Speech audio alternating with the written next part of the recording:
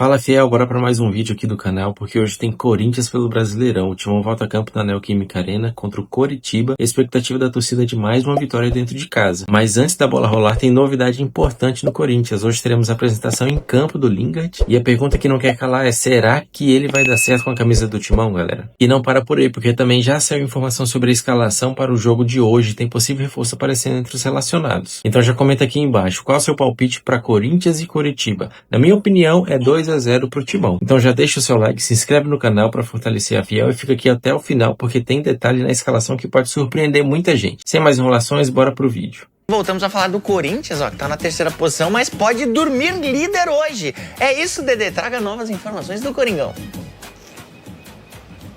Exatamente, Ferdi. O Corinthians pode dormir na liderança dependendo de alguns resultados, né? E do desempenho em campo, que tem sido bom, porque abriu o Campeonato Brasileiro perdendo para o Bahia, mas logo depois veio 2 vitórias, um empate, como que fez que o time somasse 7 pontos. E a gente até preparou um gráfico para mostrar para a galera de casa que esse desempenho positivo do Corinthians não acontece desde 2022. Lá atrás, em 2017, a última vez que o Corinthians foi campeão brasileiro, inclusive, o Corinthians já estava ali em primeiro lugar na 5ª rodada com 13 pontos. Aí, em 2018, com 10 pontos também na 2ª rodada. Isso passa só em 2022, que sobe de novo para 12 pontos. E agora o Corinthians pode chegar a 10 pontos e ficar no primeiro lugar. Aí a gente sabe que tem aí outros paulistas na frente também, mas o Corinthians quer muito isso, porque o Campeonato Brasileiro é muito importante, né? Então cada pontinho, como é o campeonato longo, conta muito. E para esse desempenho positivo do Corinthians, o André, meio-campista, né, que teve interesse do Milan, permaneceu no Corinthians, é uma peça fundamental. E quem mostra pra gente é o Plácido Bersi. Vamos ver.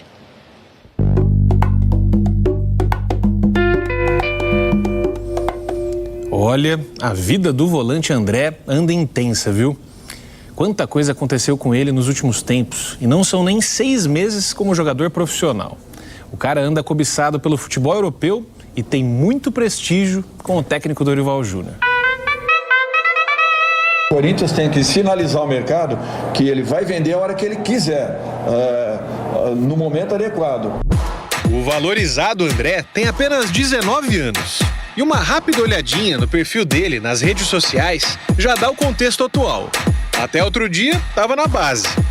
Depois, veio o trote no profissional. Olha o carequinha aí. A estreia pelo time de cima foi em setembro do ano passado, em pleno Maracanã. Era uma aposta do técnico Dorival. Fico feliz de estar vendo esse garoto desenvolver com qualidades um futebol aí que vem chamando a atenção. A estreia rolou dias depois da renovação de contrato com o Corinthians. O vínculo agora é até o fim de 2029. A multa rescisória passou a ser de 100 milhões de euros para times do exterior, aproximadamente 600 milhões de reais na cotação atual. E como em tão pouco tempo o jovem volante já se tornou tão valioso, a resposta passa pela polivalência do André.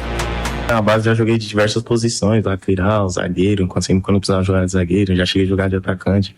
E isso, querendo ou não, ajuda muito, né?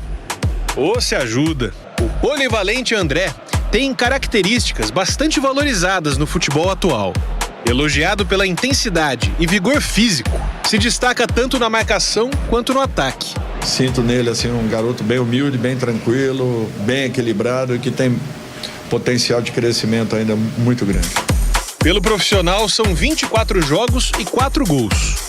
Média alta para um volante que já levantou 2 troféus e também ganhou o status de a nova joia corintiana. André mata o jogo! Agora, então. Vamos lá, vou começar com aqui questão do André, né? Boa. A informação que eu e o Bruno Andrade temos aqui é que o Milan não desistiu, tá? Da contratação do André, volante do Corinthians, que está valorizado no mercado, porque é aquela questão. O Corinthians queria mais que esse valor que foi oferecido, né? De 15 milhões de euros mais 2 em bônus.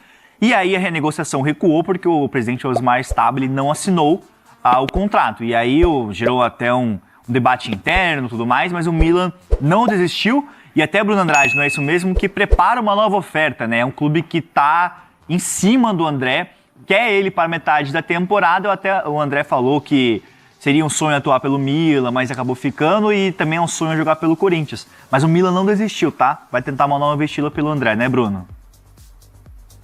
São duas frentes aqui em simultâneo. O que a gente pode falar desde já, que aquela situação envolvendo a FIFA, ela foi colocada um pouco de lado, apesar de o Milan acreditar que pudesse ter sucesso, enfim, etc, etc, muito porque o André deixou claro nos bastidores que não forçaria uma saída do Corinthians.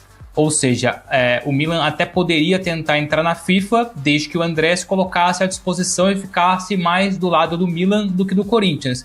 Como o André não quer criar mais atritos, porque foi uma negociação ou tem sido uma negociação complicada, por enquanto aquela questão envolvendo a FIFA fica colocada de lado. Então há duas frentes em andamento. Ao mesmo tempo que o Milan deixou claro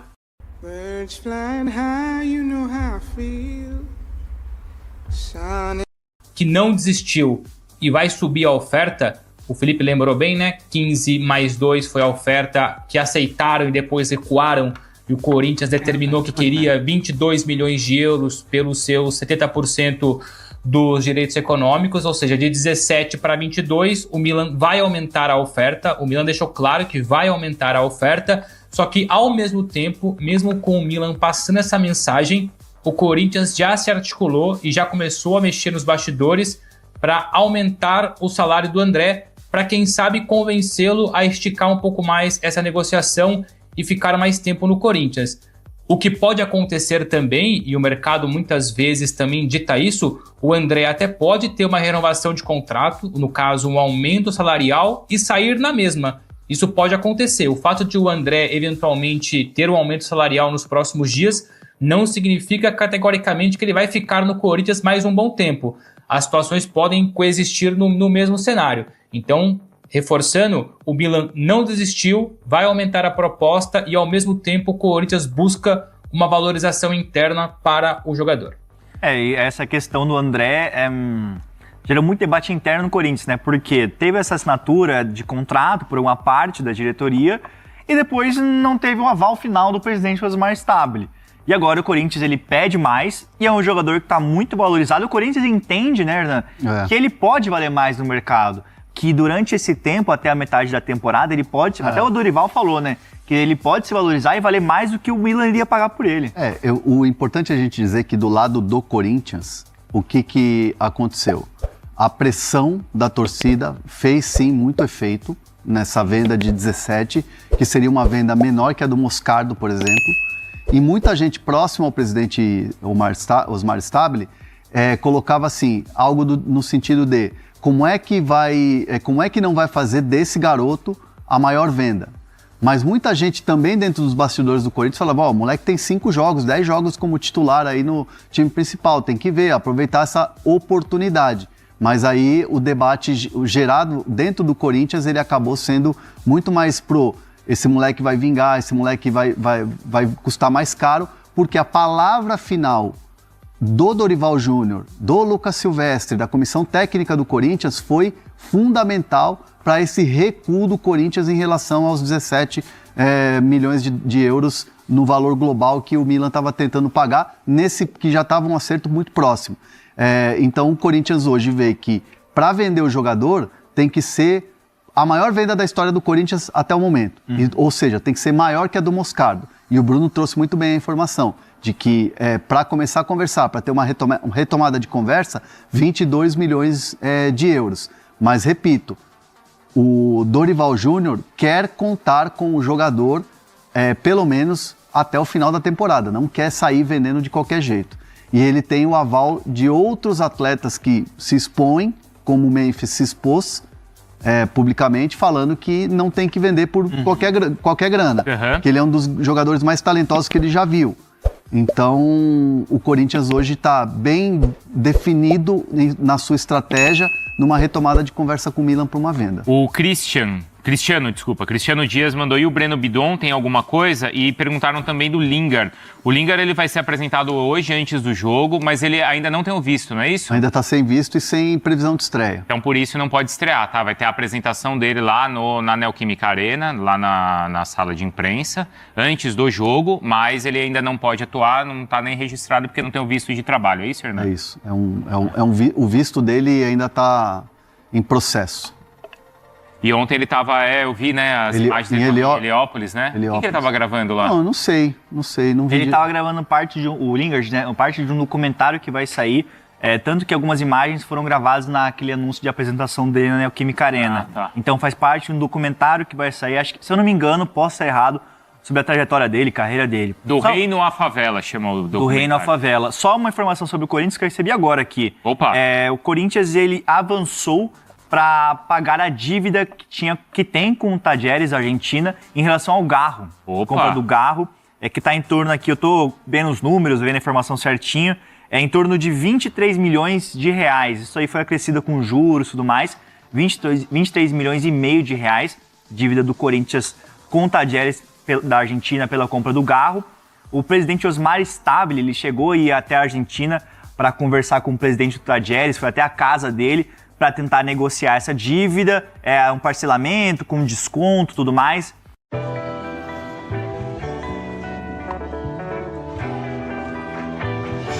E agora o Corinthians está próximo de quitar essa dívida.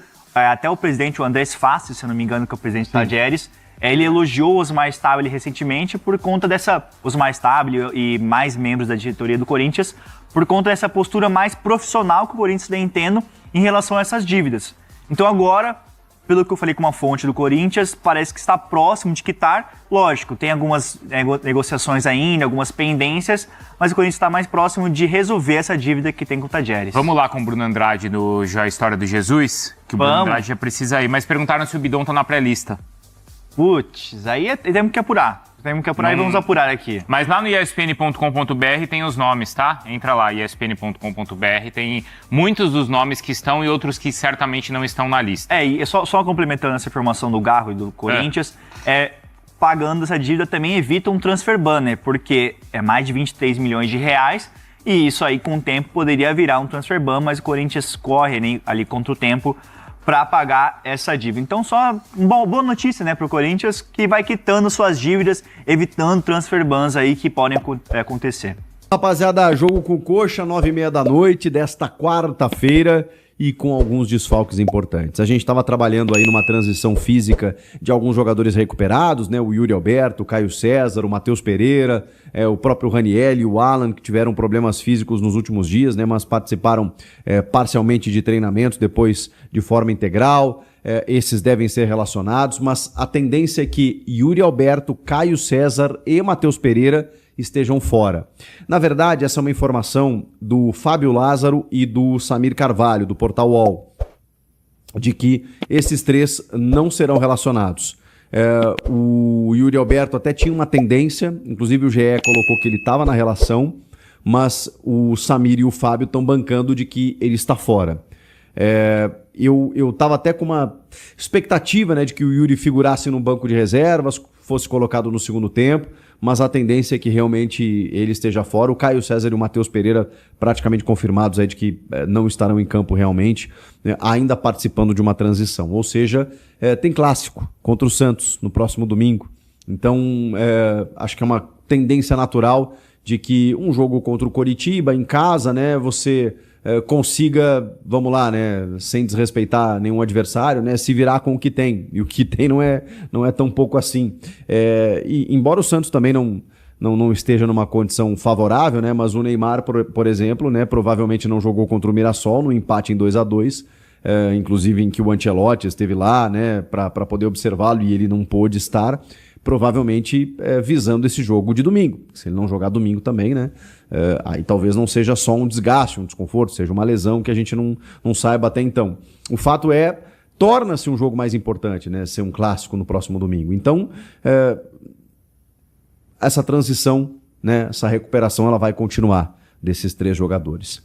Vamos tentar escalar esse time aí. Hugo Souza no gol, Mateuzinho e Bidu nas laterais. Dupla de zaga titular, né? Gustavo Henrique e Gabriel Paulista. E agora começa a dificultar um pouquinho. Mas imagino eu que Ranieri, André, Bidon e Garro, Memphis e Guinegão. Acho que é isso aí. Acho que esse deve ser o ataque do Corinthians. Ou o Vitinho, talvez. São algumas dúvidas, evidentemente. A gente não sabe o que o Dorival vai levar a campo. Mas são essas as possibilidades. E na sequência aí o Corinthians vai ter todos os jogadores à disposição. Vem agora uma reta importante de brasileiro até a Copa do Mundo para o Corinthians poder ficar na parte de cima. E eu acho que tem condições para isso e tem elenco para isso. O Jesse Lingard ainda não foi regularizado, não foi inscrito, não foi regularizado no bid da CBF, porque ele ainda depende de um CPF brasileiro, por ser estrangeiro, está demorando um pouco essa tramitação, para depois visto de trabalho e aí sim bid e a inscrição no Campeonato Brasileiro. Então tem alguns dias. O Corinthians não está muito preocupado porque ele está ainda readquirindo a forma física e tudo mais, não teria condição de jogo agora, mas daqui uma semana, 2, ele já vai estar apto fisicamente em campo e até lá se espera que a questão burocrática seja resolvida, né? O Zakaria Labiad, por exemplo, deve estar no banco de reservas diante do Coxa. Esse sim já tem condições físicas pelos treinamentos em alto nível que vem desempenhando. O Lingard também chamou a atenção nessa terça-feira por conta de uma gravação que ele fez de uma chamada, né, que se denominou Do Reino à Favela, né? Inclusive foi tema da sua apresentação, do seu anúncio, né, do Reino à Favela. A gente está falando de um cara do Reino Unido, né, da Inglaterra lá, né, do rei Charles, antiga rainha Elizabeth, e ele fez questão de fazer gravações, né, algumas tomadas dentro de uma favela de São Paulo, no caso a maior delas, no caso Heliópolis.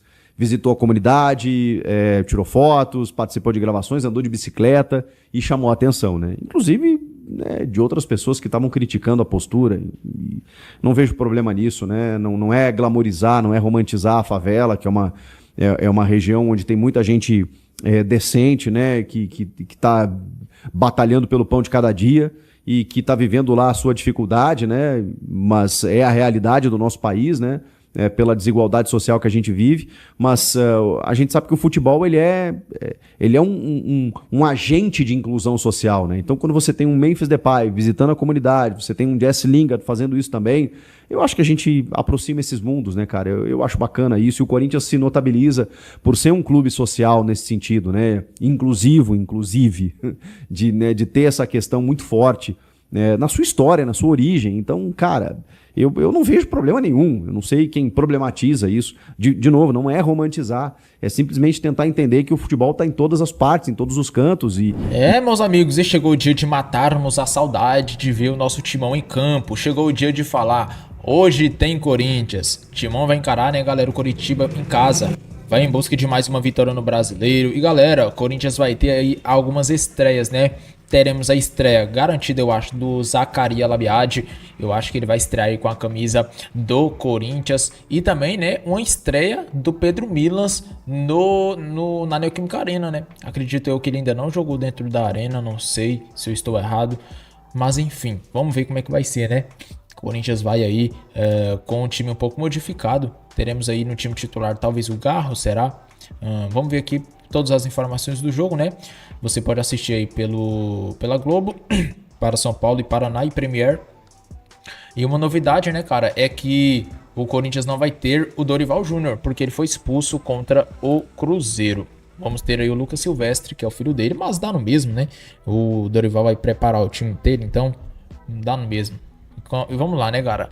Galera, no time teremos aí, né, Hugo Souza no gol, a linha defensiva Mateuzinho, Gabriel Paulista, Gustavo Henrique, Matheus Bidu, no meio Ranieri, Bidon, André, e a novidade que eu disse foi o Garro, né, ele que estava sendo reserva. Como vocês sabem, né, galera, o Garro ele estava sendo reserva por causa do momento, né, também estava voltando de lesão, nós estava tendo aí apenas o Breno Bidon armando o time, agora teremos o Garro. E ali, eu acho que no segundo tempo vai entrar o Carrillo, mas tudo bem. Teremos também a entrada do Zakaria Labiad, né, cara? Que é um reforço que chegou aí. Vamos ver se ele vai entrar no segundo tempo, no final. Vamos analisar. Na dupla de ataque teremos aí Guinegão e Memphis. E Yuri, infelizmente, ainda tá lesionado, né? Então é complicado, triste. Lesão aí um pouco chata dele. Lesão no reto femoral. E, cara, deixa eu conferir aqui qual é o próximo jogo no Brasileiro. Santos, misericórdia, galera. Próximo jogo clássico lá na Vila Belmiro. E adivinha quem tá pendurado? Os principais do time, Mateuzinho e Bidu, os dois lateral titular, é brincadeira. Meu Deus. E o meu medo é o Mateuzinho levar cartão, que ele gosta de levar cartão. Então, já estaria fora do clássico. Ranieri também ali tá pendurado. E quem tá de fora aí, né, é o Felipe Longo, o Hugo, lateral esquerdo, o Matheus Pereira também, o volante, Caio César, Jesse Lingard e também o Yuri Alberto, né, cara? Vamos ver como é que vai ser aí, né? O time do Coritiba aqui, conheço poucos jogadores, conheço o Bruno Melo, ex-jogador do Corinthians, JP Sherman era do Santos. Esses aqui não conheço Pedro Rocha, Breno Lopes, enfim, a arbitragem fica pelo Paulo César Zanovelli, árbitro de Minas, né? Tem algumas polêmicas aí, mas vamos ver como é que vai ser. Comenta aqui abaixo, galera, o que vocês acham desse jogo. O Corinthians vai vencer? Quanto que vai ser para vocês o placar dessa partida? Eu acho que o Corinthians vai vencer aí por 2-0. O jogo vai ser difícil, mas acredito que nós vai sair com a vitória. Deixa abaixo o seu palpite, eu fico por aqui, um grande abraço e até o próximo vídeo, galera.